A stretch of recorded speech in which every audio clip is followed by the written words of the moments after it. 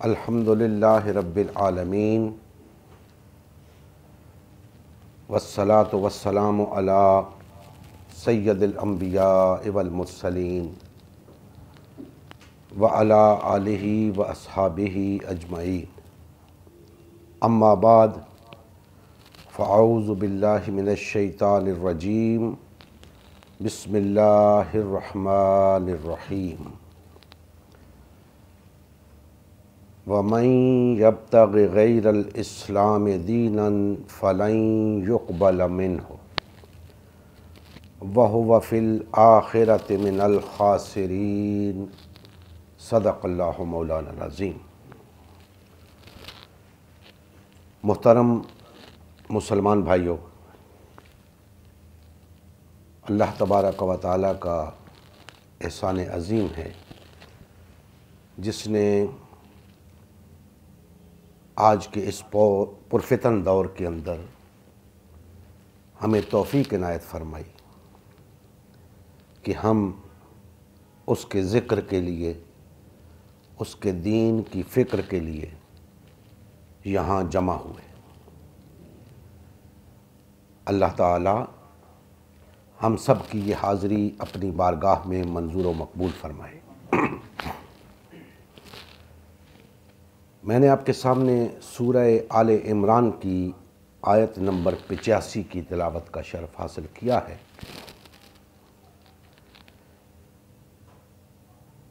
कुछ गुफ्तगू इस आयत मुबारका के हवाले से गुज़श्ता दर्स में हो चुकी।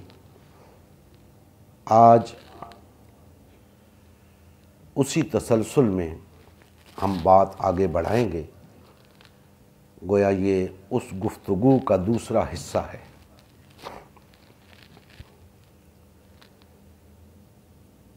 अल्लाह ताला ने इरशाद फरमाया कि जो शख्स इस्लाम के सिवा किसी दीन का तालिब हुआ वो उससे हरगिज़ कबूल नहीं किया जाएगा, और ऐसे तमाम लोग आखिरत में खसारा पाने वालों में होंगे, नुकसान उठाने वालों में होंगे।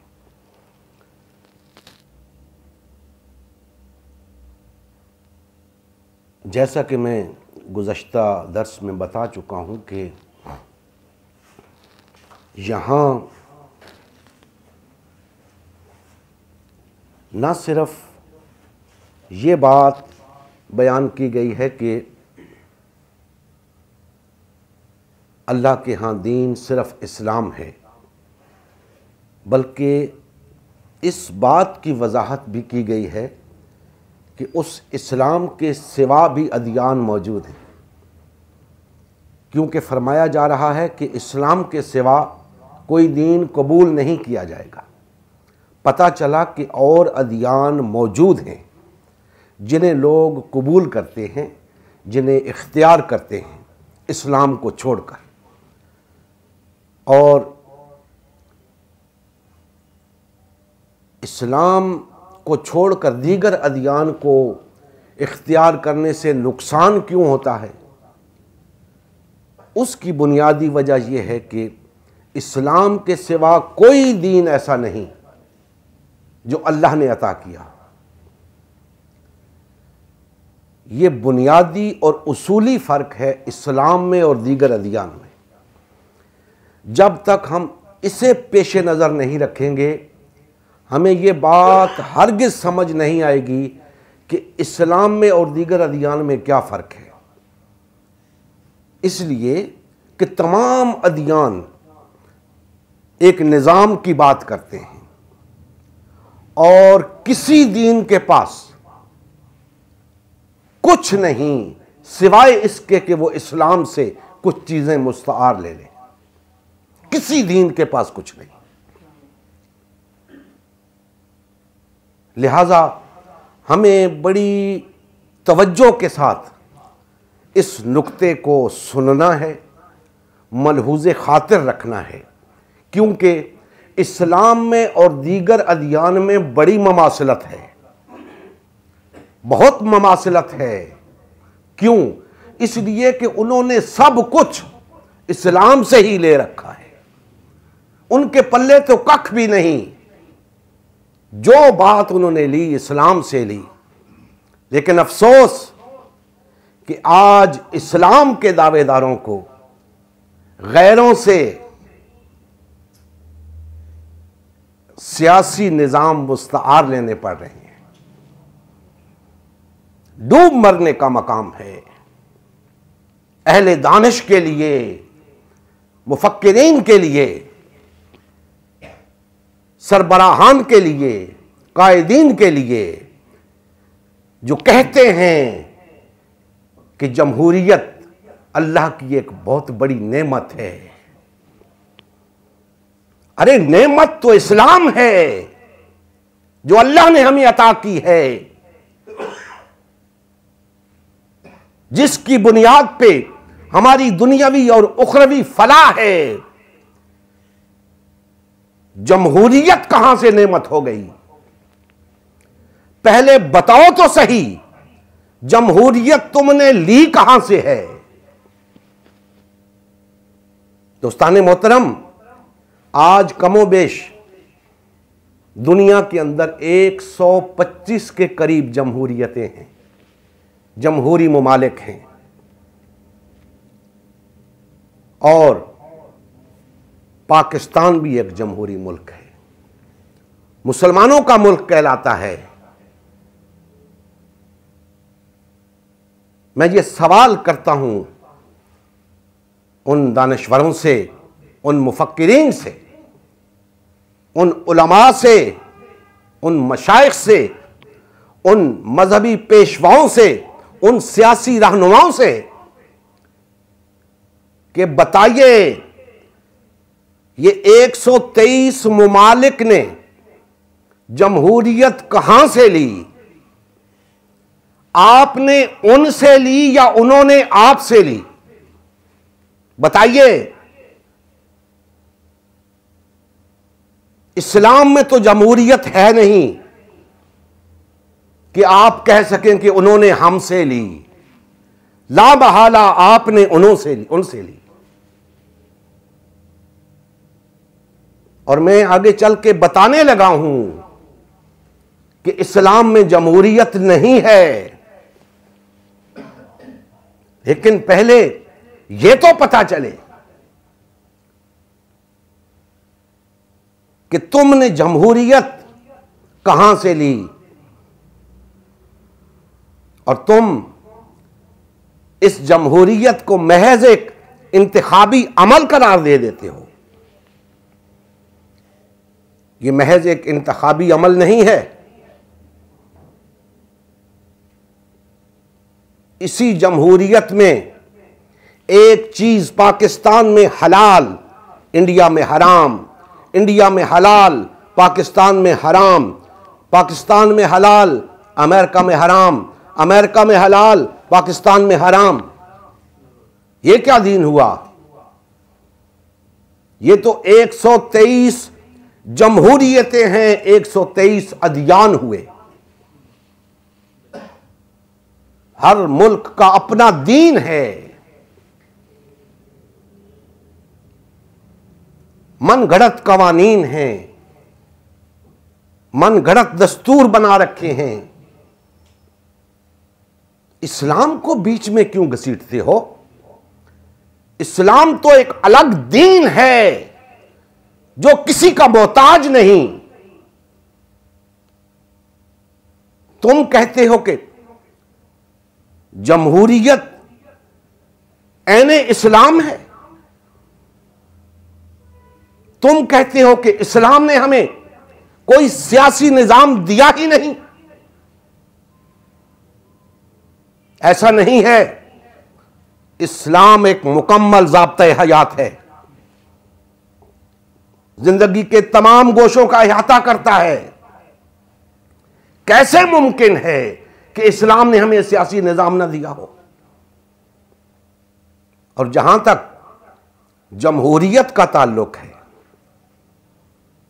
तो याद रखें, जैसे भी है मुसलमानों की 1300 साल तारीख से 1000 इख्तिलाफ सही, लेकिन हमने जमहूरियत के बगैर गुजारे हैं।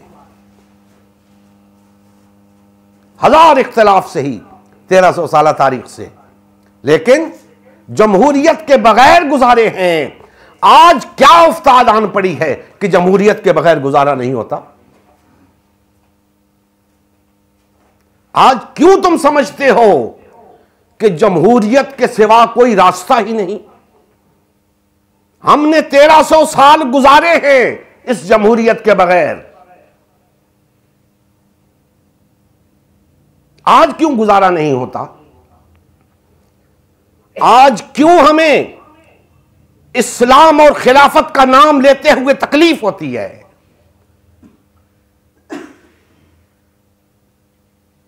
दोस्ताने मोहतरम, हमें इस्लाम से दूर कर दिया गया है इस जमहूरियत के हवाले से। जमहूरियत के नाम पर, जमहूरियत को इस्लामी करार देकर, अरे इस्लाम तो हमें एक जमात का तस्वर देता है। एक जमात के अंदर अक्सरियत और अकलियत का क्या तस्वर? एक जमात के अंदर जमहूरियत का क्या काम?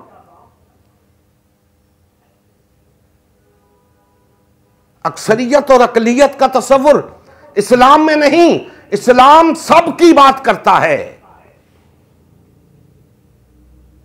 इस्लाम में फैसले अक्सरियत की बुनियाद पर नहीं होते।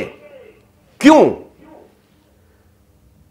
इसलिए कि इस्लाम के फैसले अल्लाह का हुक्म होते हैं, और अल्लाह का हुक्म अक्सरियत और अकलियत की बुनियाद पर नहीं होता। अल्लाह का हुक्म हुक्म है, उसे मानना पड़ेगा। याद रखें, हक हक होता है, खा उसे एक शख्स भी तस्लीम ना करे। लेकिन जमहूरियत में हक वो होता है जिसे अक्सरियत कबूल करे। इस्लाम में हक वो है कि अगर कोई शख्स भी कबूल ना करे फिर भी वो हक है।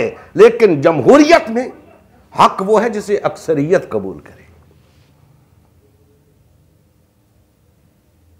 चाहे गलत हो चाहे सही हो। अक्सरियत कहे कि यह कानून बनना चाहिए तो फिर बनना चाहिए। दोस्ताने मोहतरम, इस्लाम का जमहूरियत के साथ दूर दूर तक ताल्लुक नहीं। न जाने कैसे इन्होंने जमहूरियत के कलाबे इस्लाम से मिला दिए।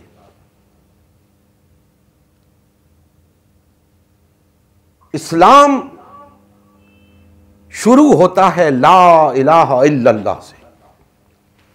इस्लाम की बुनियाद है ला इलाहा इल्लल्लाह। अब ऐसा नहीं हो सकता कि कुछ लोग इससे इख्तिलाफ करें और कुछ इसका इकरार करें। ऐसा नहीं हो सकता, सबको मानना पड़ेगा। अगर इस्लाम को बतौर दीन कबूल किया है तो सबको मानना पड़ेगा कि ला इलाहा इल्लल्लाह। वहां पे अक्सरियत और अकलियत की बात नहीं। नबी करीम सल्लल्लाहु अलैहि वसल्लम की हयात तैयबा खुली किताब की तरह है। कोई एक तो ऐसा नमूना बताओ जहां जमहूरियत की बात हुई हो। हर जगह अल्लाह का हुक्म ही चला है। या अल्लाह का हुक्म या अल्लाह के अहकाम की रोशनी में। और दोस्ताने मोहतरम, ये अक्सरियत और अकलियत का एक ऐसा खेल है, अगर ये ऐसा ही उम्दा पैमाना है तो फिर आज रुए जमीन के ऊपर अक्सरियत अल्लाह को नहीं मानती, क्या हम दुरुस्त तस्लीम कर लें? अक्सरियत नबी करीम सल्लल्लाहु अलैहि वसल्लम को नहीं मानती, क्या हम दुरुस्त तस्लीम कर लें? अक्सरियत कुरान को नहीं मानती, क्या हम दुरुस्त तस्लीम कर लें? हरगिज नहीं। अक्सरियत हक पे होने का पैमाना नहीं, हक पे होने का पैमाना बस हक है। उसे अकलियत और अक्सरियत से कोई गर्ज नहीं। तो दोस्तान मोहतरम, मैं अर्ज कर रहा था कि इस्लाम हमें एक जमात का तस्वुर देता है, एक नजरिए पर कायम जमात। तो उस जमात के अंदर इलेक्शन का क्या काम? वो तो जमात होती है, एक मुनज़्ज़म जमात होती है, और मुनज़्ज़म जमात शूरा के बगैर नहीं चलती। शूरा होती है, पूरा नज़्म संभाल रखा होता है उसने, उनके ऊपर क़यादत होती है, अमारत होती है। तमाम लोग उस अमारत की इताअत में होते हैं। एक बाकायदा नज़्म होता है। मुझे बताएं, जरूरत कहां है इलेक्शन की? मुसलमानों को तो इस हालत के सिवा रहने की इजाजत ही नहीं, इलेक्शन कहां से आ गए? जब आपने हर हाल में एक जमात बन के रहना है, एक अमीर की क़यादत और अमारत में रहना है, फिर इलेक्शन की जरूरत कहां है?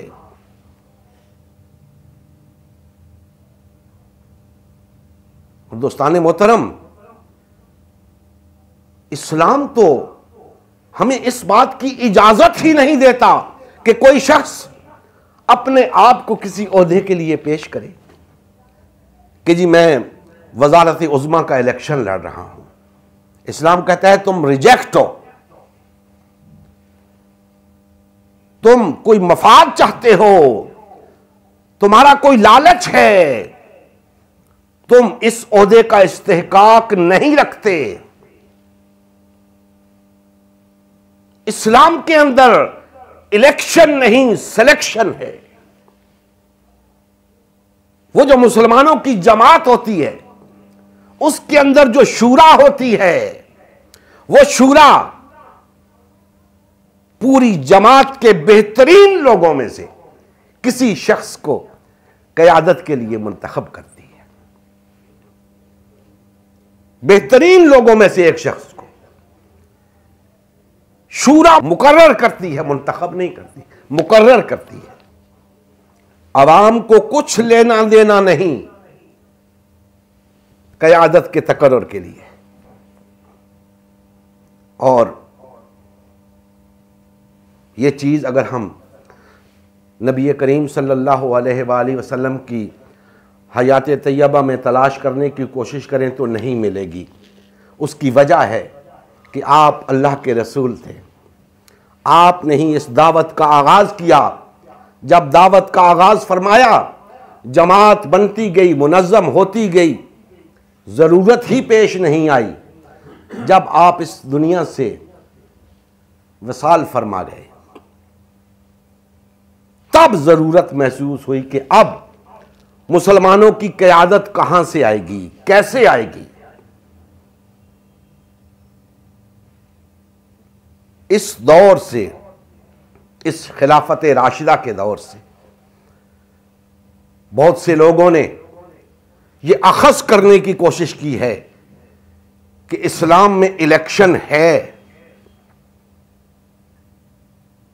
दोस्तान मोहतरम, ये 5 के 5 खुलफा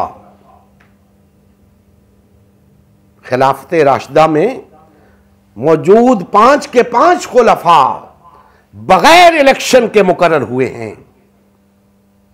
सैयदना सिद्दीक़ अकबर रजी अल्लाह ताला अन्हु, कौन सा इलेक्शन हुआ था?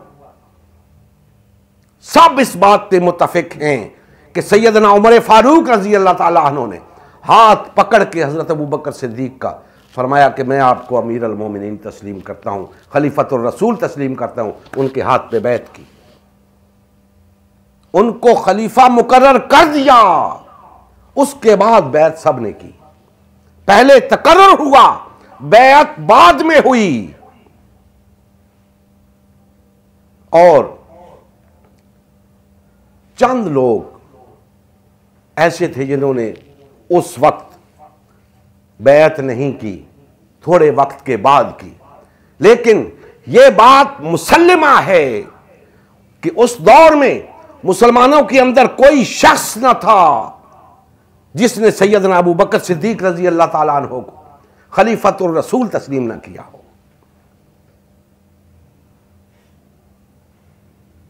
उसके बाद हजरत उमर फारूक रजी अल्लाह ताला अन्हु, उनको तो खुद हजरत अबू बकर सिद्दीक रजी अल्लाह ताला अन्हु ने मुकर्रर किया था। कैसा इलेक्शन,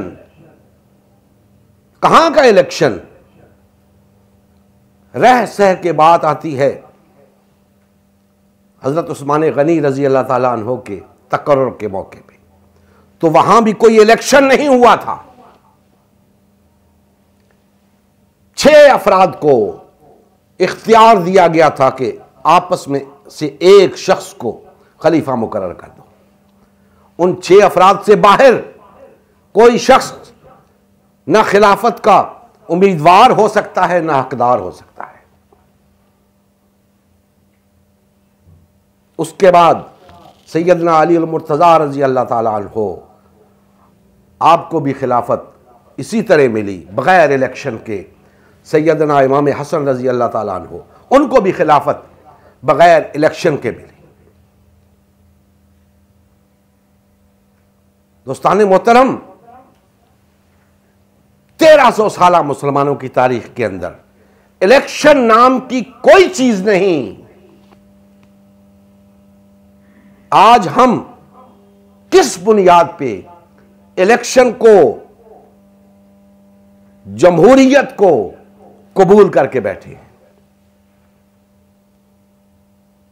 क्या जिस बुनियाद पे खिलाफत राशिदा चलती रही, जिस बुनियाद पे 1300 साल तक मुसलमानों ने हुकूमत की, क्या हम उस बुनियाद पे आगे नहीं चल सकते? चल सकते हैं, लेकिन इस जमहूरियत ने हमें टुकड़े टुकड़े कर दिया है, तकसीम कर दिया है, मुख्तलिफ रियासतों में बांट दिया है, मुख्तलिफ जमातों में बांट दिया है, फिरकों में बांट दिया है। आज भी अगर हम एक जमात बन जाएं, इलेक्शन की जरूरत नहीं रहेगी, बल्कि उस जमात के बेहतरीन लोगों को इक्तदार सौंप दिया जाएगा, हुकूमत के तौर पे नहीं, अल्लाह की खिलाफत के तौर पे, अल्लाह की खिलाफत के तौर पे। क्योंकि इस्लाम में हुकूमत अल्लाह की होती है, जमहूरियत में और दीगर अदियान में हुकूमत बंदों की होती है, इंसानों की होती है। इस्लाम में अल्लाह की हुकूमत होती है। अब अल्लाह की हुकूमत और बंदों की हुकूमत में फर्क तो होना चाहिए ना। हम मुसलमान हैं, अल्लाह को अपना हाकिम तस्लीम करते हैं, अल्लाह को अपना इलाहा तस्लीम करते हैं, तो अल्लाह की हाकिमियत में क्यों नहीं आते? अपने ऊपर अपने जैसे हाकिम क्यों मुकर्रर कर रखे हैं? हमें अपने ऊपर हाकिम नहीं चाहिए, खलीफा चाहिए। अल्लाह का खलीफा चाहिए जो हम में से हो, हम जैसा हो, जिस पर अल्लाह का हुक्म उसी तरह चले जिस तरह हम पे चलता है। हमें वो खलीफा चाहिए, हाकिम नहीं चाहिए। और दोस्ताने मोहतरम, इलेक्शन एक से जायद जमातों के अंदर होता है, एक से जायद नजरियात के अंदर होता है। हम तो मुसलमान हैं, हमें तो दो जमातें बनाने का हक ही हासिल नहीं। हमें तो इस्लाम के सिवा कोई नजरिया रखने का हक ही नहीं। कैसे हमारे दरमियान इलेक्शन हो? और फिर इलेक्शन में होता क्या है? आप लोगों से ढका छुपा नहीं। दो मुसलमान आपस में इलेक्शन लड़ रहे होते हैं, एक दूसरे के कपड़े उतारता है, दूसरा एक के कपड़े उतारता है। बेशक वो दोनों बज़ाहिर 5 वक्त के नमाजी हों, बड़े परहेजगार हों, लेकिन इस इलेक्शन में आकर एक दूसरे को नंगा करते हैं, एक दूसरे को अपने से कमतर बताते हैं, बदकिरदार बताते हैं, असर और रसूख इस्तेमाल करते हैं, पैसा इस्तेमाल करते हैं। किस लिए? ताकि मैं हुकूमत में आ जाऊं। अरे तुम्हारे ये हरबे बता रहे हैं, तुम किस लिए हुकूमत में आना चाहते हो? अपने मफादात के हुसूल के लिए या अपने मफादात के तहफ़्फ़ुज़ के लिए? अवाम को तो सिर्फ सब्ज बाग दिखाए जाते हैं, मकसद इनका अपने मफादात का तहफ़्फ़ुज़ होता है। और अवाम इनके हाथों में खिलौना बनी रहती है। जब पता चलता है कि अब अवाम इनके खिलाफ उठने वाली है, हुकूमतें तोड़ दी जाती हैं, इलेक्शन नए सिरे से इलेक्शन करा दिए जाते हैं। अवाम का गम और गुस्सा ठंडा पड़ जाता है।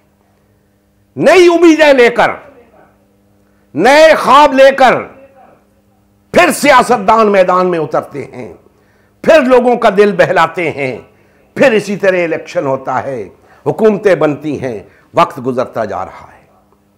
कहते हैं जमहूरियत को चलने दें, आहिस्ता आहिस्ता सब ठीक हो जाएगा। कुछ ठीक नहीं होगा, आहिस्ता आहिस्ता सब बर्बाद हो जाएगा। दोस्ताने मोहतरम, हमें बेदार होना होगा, मुसलमानों को बेदार होना होगा। जमहूरियत पसंद, जमहूरियत की बका के लिए जिद्दोजहद कर रहे हैं, बढ़ चढ़ के कर रहे हैं। इस्लाम पसंद खामोश बैठा है। इस्लाम पसंदों को उठना होगा, गैरत ईमानी का सबूत देना होगा,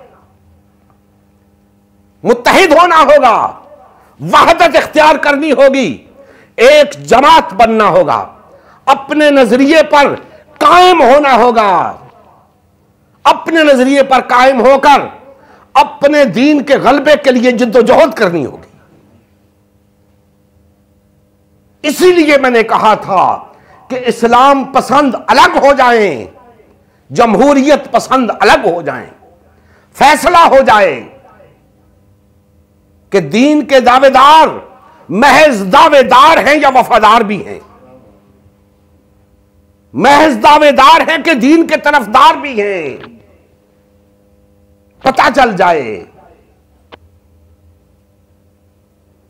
ये दावत हर शख्स तक पहुंचाओ कि भाइयों, हमारे दरमियान 1000 इख्तिलाफ सही, लेकिन हम इस्लाम पसंद तो हैं ना।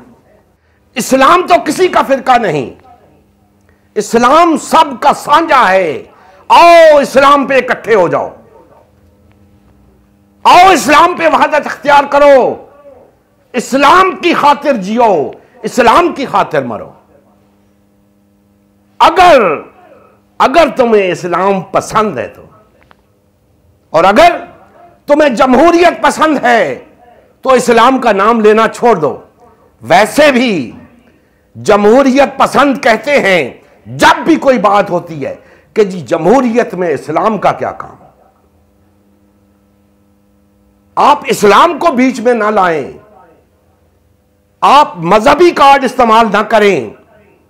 अरे जब वो आपको ऐसे ऐसे ताने देते हैं तो दफा करो, उन्हें अलग रहने दो, तुम अलग हो जाओ।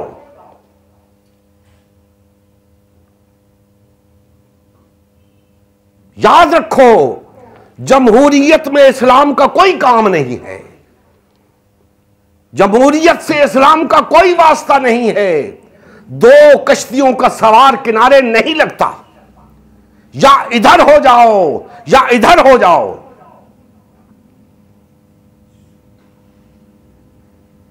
दोस्ताने मोहतरम, अब मुसलमानों को फैसला करना होगा, अब मुसलमानों को बेदार होना होगा, ईमानी गैरत का सबूत देना होगा। या इधर हो जाएं या इधर हो जाएं, इसके बगैर चारा नहीं है। और याद रखें, अगर हम कहते हैं कि जमहूरियत से हमारा कोई ताल्लुक नहीं, हम जमहूरियत पसंद नहीं, तो इसका मतलब हरगिज ये नहीं कि हम कोई दंगा फसाद चाहते हैं, हम कोई तोड़ फोड़ चाहते हैं। नहीं, हम इंशाअल्लाह साबित करेंगे कि हम दुनिया की पुरअमन तरीन कौम हैं, हम पुरअमन जिद्दोजहद के कायल हैं, हम उस जिद्दोजहद के कायल हैं कि जो नबी करीम सल्लल्लाहु अलैहि वसल्लम ने की। दुनिया का पुरअमन तरीन इनकलाब आकाए दो जहां ने बपा किया। हम उस नबी के उम्मती हैं, हम पुरअमन जिद्दोजहद करना चाहते हैं। ये तोड़ फोड़, ये दंगा फसाद, ये लाठी गोली की सियासत, ये जमहूरियत के अंदर होगी, इस्लाम में नहीं है।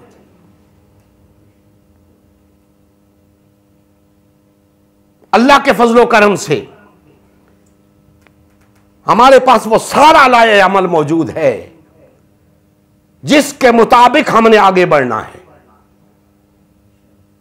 जरूरत इस अमर की है कि मुसलमान इस्लाम पसंद बन जाए, मुसलमान इस्लाम पसंद बन जाए। और इस्लाम पसंद बनने का मतलब यह है कि जमहूरियत को तर्क कर दे, वहदत इख्तियार कर ले, एक जमात बनने के लिए तैयार हो जाए। अगर मुसलमान इस्लाम पसंद बन जाता है तो याद रखें, हम बहुत जल्द अपनी मंजिल हासिल कर लेंगे। और जमहूरियत में रहकर सारी जिंदगी जलील और रुस्वा होते रहेंगे, हमारे हाथ कुछ नहीं आएगा। ये सेकुलर तबका मजहबी तबके को जमहूरियत के जरिए हरगिज आगे नहीं आने देगा। और अगर बफर्ज महाल कोई आ भी गया तो उसे टिकने नहीं देंगे। कोई आ भी गया तो उसे टिकने नहीं देंगे, और टिक भी गया तो क्या कर लेगा? यह निजाम उसे कुछ करने देगा? हरगिज नहीं। तो भाई ऐसा काम क्यों करते हो जिसका नतीजा हर हाल में सिफर है? छोड़ दो उस काम को। मैं यहां जमाते इस्लामी का जिक्र किए बगैर नहीं रह सकता। बड़ी फिक्री जमात थी, बड़ी उसूली जमात थी। सैयद मौदूदी रहमुल्लाह ने बड़ी फिक्र दी लोगों को, बड़ा साफ सुथरा तस्वर दिया दीन का, लेकिन जमहूरियत में आके सब बर्बाद कर दिया, सब कुछ बर्बाद कर दिया। अब जिस तरह दो दो टके की जमातें हैं और सियासत के अंदर, जमात इस्लामी भी एक जमात है सियासत के अंदर, इससे ज्यादा कुछ नहीं। दिन ब दिन ग्राफ नीचे आ रहा है। क्यों समझ नहीं आती इन लोगों को? क्यों नहीं इस बात को समझते? जितने इस्लाम पसंद तबके हैं ये सब क्यों नहीं मिल बैठते? जमात इस्लामी, तंजीम इस्लामी, मिनहाजुल कुरान, दावत इस्लामी, तबलीगी जमात, जमातुद दावा, कितनी जमातें हैं। सब के पीछे लंबे लंबे हुजूम, रेवड़। तो क्या करना है इनका आपने? अगर ये दीन के काम नहीं आ सकते तो फिर किस काम के? इन्हें किसी काम में लगाओ। नमाजें चलती रहेंगी, तबलीगें चलती रहेंगी, जिहाद होते रहेंगे। पहले अल्लाह के दीन के गलबे के लिए जद्दोजहद करो। सब कुछ होता रहेगा, पहले अल्लाह के दीन को गालिब करो। और मैं कहा करता हूं, जितनी मेहनत आज नमाज के लिए हो रही है, इतनी मेहनत अगर अल्लाह के दीन के गलबे के लिए होती, आज दीन गालिब होता। और रह गई नमाज, तो मैं दावे के साथ कहता हूं, जिस दिन अल्लाह का दीन गालिब आ गया, आज जितने नमाजी आपको जुमे की नमाज में मिलते हैं, इतने नमाजी आपको फजर की नमाज में मिलेंगे। तो आओ अल्लाह के दीन के गलबे के लिए जद्दोजहद करें, जिससे हमारे सारे मसाइल हल होंगे, सब मसाइल हल होंगे। हमें इतनी तवानाइयां मुख्तलिफ मैदानों में सर्फ नहीं करनी पड़ेगी। ये सारे काम एक जमात के काम हैं, उम्मत मुस्लिमा। ये सब काम उम्मत मुस्लिमा के हैं, एक जमात के हैं। तबलीग भी उसी ने करनी है, जिहाद भी उसी ने करना है, फलाही काम भी उसी ने करने हैं, दावत और तबलीग उसी ने करनी है, सब कुछ उसी ने करना है। सियासत भी उसी ने करनी है, हुकूमत भी उसी ने करनी। तो जब सब काम एक जमात बनकर हो सकते हैं, तो हम क्यों तकसीम हैं? क्यों मुतअद्दिद जमातों में तकसीम हैं? क्या हमारे नजरियात अलग हैं? कोई नहीं कहेगा हमारे नजरियात अलग हैं। तो फिर साबित हुआ हमारे मफादात अलग हैं। फिर हमारे मफादात अलग हैं। तो यूं कहो कि तुम सब कुछ अपने मफादात के लिए कर रहे हो। अगर तुम एक जैसे नजरियात रखते हो तो दुनिया की कोई ताकत तुम्हें अलग नहीं कर सकती। लेकिन तुम्हारा अलग होना, अलग रहना इस बात का सबूत है कि तुम्हारे नजरियात एक जैसे नहीं, मफादात में मबनी हैं। ये सब मफादात की जंग है। और जंग से मुझे याद आया कि जमहूरियत के बारे में मैं कहा करता हूं कि हुसूल इक्तिदार के लिए इक्तिदार परस्तों के दरमियान लड़ी जाने वाली जंग के नाम पर खेले जाने वाले खेल को जमहूरियत कहते हैं। हुसूल इक्तिदार के लिए इक्तिदार परस्तों के दरमियान लड़ी जाने वाली जंग के नाम पर खेले जाने वाले खेल को जमहूरियत कहते हैं। तो दोस्तों, हम ये खेल नहीं खेलना चाहते, ना हमारा दीन हमें इसकी इजाजत देता है। और वो जंग लड़ें, नजरियात की जंग, बातिल और तागूत के खिलाफ। आपस में क्या जंग हुई? जमहूरियत तो आपस में लड़ाती है। आपस में क्यों लड़ते हो? आओ बातिल और तागूत के खिलाफ लड़ें, आओ इकट्ठे हो जाएं, एक जमात बन जाएं। यकीन जानो, तुम एक जमात बन जाओ, बातिल दुम दबाकर भागेगा। आज बातिल तुम्हें भगा रहा है, फिर बातिल भागेगा। लेकिन यह काम इतना आसान नहीं। मैं कहा करता हूं, अवामुन्नास से कहा करता हूं, भाइयों, इन मजहबी पेशवाओं और सियासी रहनुमाओं के चुंगल से निकल आओ। ये कभी इकट्ठे नहीं होंगे।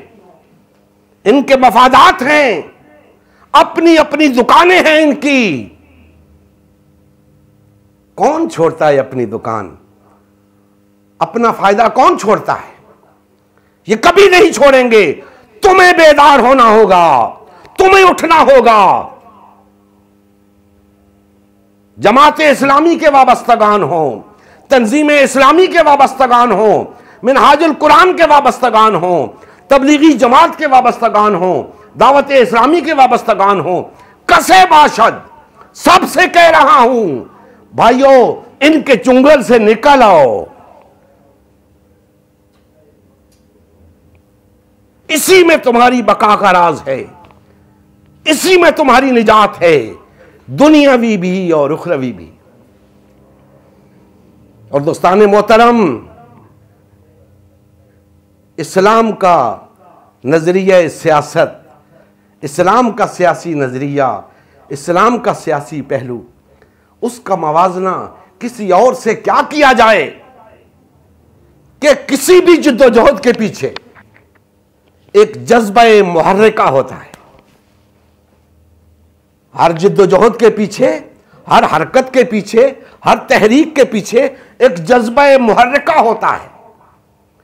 आप देखते हैं बड़ी बड़ी जमातें बड़े बड़े जलसे करती हैं, जुलूस निकालती हैं, लोगों को मोटिवेट करती हैं। जज्बा मुहर्रिका क्या होता है? या उन्हें सब्ज बाग दिखाए जाते हैं, या उन्हें कुछ मफादात के लालच दिए जाते हैं, इससे ज्यादा कुछ नहीं। लेकिन इस्लाम वो दीन है जिसका जज्बा मुहर्रिका सिर्फ और सिर्फ अल्लाह की रजा है। तो आओ अल्लाह की रजा को जज्बा मुहर्रिका बनाकर इस्लामी सियासत करें। इसके सिवा अल्लाह का दीन गालिब नहीं आएगा। तो दोस्ताने मोहतरम, जमहूरियत से हमें कोई इस तरह की नफरत नहीं कि खा मखा की नफरत हो। जमहूरियत हमारा दीन ही नहीं, हमें उससे क्या लेना देना। हमारा दीन इस्लाम है, हम अपने दीन की बात करते हैं। हमें अपने दीन की पैरवी करनी है, अपने दीन के मुताबिक जिंदगी बसर करनी है। ना कोई हमें जमहूरियत का ताबे रहने पे मजबूर कर सकता है, ना हम मजबूर हो सकते हैं। अगर लोगों ने जमहूरियत को अपना रखा है तो बरज़ा और रग़बत अपना रखा है, खुशी से अपना रखा है। दावेदार इस्लाम के, पैरोकार जमहूरियत के, दावेदार इस्लाम के, वफादार और तरफदार जमहूरियत के, यह क्या तमाशा है? इस्लाम को छोड़ क्यों नहीं देते? जब इस्लाम तुम्हें कुछ नहीं दे रहा, जिस इस्लाम को तुम थाम के बैठे हो, वो इस्लाम तो तुम्हें दुनिया भर में रुसवा कर रहा है। अगर तुम इस्लाम के पैरोकार हो तो दुनिया भर में रुसवा क्यों हो रहे हो? 1.5 पौने 2 अरब की तादाद है तुम्हारी, तो पता चला इस्लाम तुम्हें रुसवा नहीं कर रहा, तुम इस्लाम को रुसवा कर रहे हो। तुम इस्लाम की रुसवाई का बायस बन रहे हो, क्योंकि तुम इस्लाम के पैरोकार नहीं हो। तुम महज इस्लाम का नाम लेने वाले हो, महज इस्लाम का दावा रखते हो। अगर तुम इस्लाम के पैरोकार होते तो इतनी बड़ी तादाद होने की सूरत में तुम अक़वाम आलम की इमामत कर रहे होते। लेकिन अफसोस कि हम वो सबक भुला चुके। हमने दीन को छोड़ रखा है, सिर्फ दीन का नाम लेते हैं। तो दोस्ताने मोहतरम, अगर हमने दीन को छोड़ रखा है तो लामहला कोई और दीन अपना रखा है ना, उसके बगैर तो रह नहीं सकता कोई शख्स। तो याद रखें, इस्लाम के सिवा अगर किसी ने कोई और दीन अपना रखा है तो अल्लाह के यहां कबूल नहीं किया जाएगा। और वो शख्स खसारा पाने वाले में होगा, ख़्वाह वो अपने आप को मुसलमान कहे या कुछ और कहे। अल्लाह जल्ल मजदहू हमारे हाल पे रहम फरमाएँ और हमें कमा हक़ को ग़लबा दीन हक़ की बहाली की जिद्दोजहद की तौफ़ीक़ अता फ़रमाएँ। वमा अलैना इल्लल बलागुल मुबीन।